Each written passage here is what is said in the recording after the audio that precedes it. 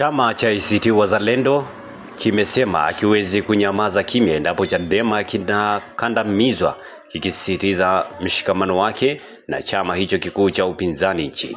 Akizungumza katika kikao cha ndani cha chama hicho kilichofanyika wilayani Kilwa mkoani Lindi, katibu mkuu wa ACT Wazalendo Ado Shaibu amesema chama chake hakiwezi kufumbia macho matukio aliyoikumba Chadema, ikiwemo kuzuiwa kwa mikutano yao na kutoweka kwa baadhi ya viongozi wao.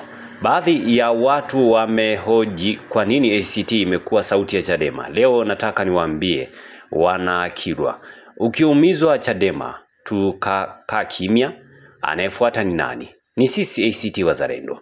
Ukiumizwa Chadema ichukuliwe kwamba tumeumizwa na sisi. Akiendelea kusisitiza mshikamano huo, amesema ACT Wazalendo inachukizwa na jeshi la polisi kwa kile kinachokiita upendeleo wa wazi kwa chama cha Mapinduzi CCM, akidai kuwa mikutano ya chama tawala hupewa ulinzi mkubwa kwa kusimama na gari la polisi, huku mikutano ya upinzani ikizuiwa. Tunafahamu viongozi wao wawili hawaonekani mpaka sasa katika kipindi hiki cha wiki chache zilizopita. Tunafahamu pia kuwa jeshi la polisi limezuia mkutano wa hadhara wa Chadema uliopangwa kufanyika Machi 25, 2025 kule Mbarali mkoani Mbeya.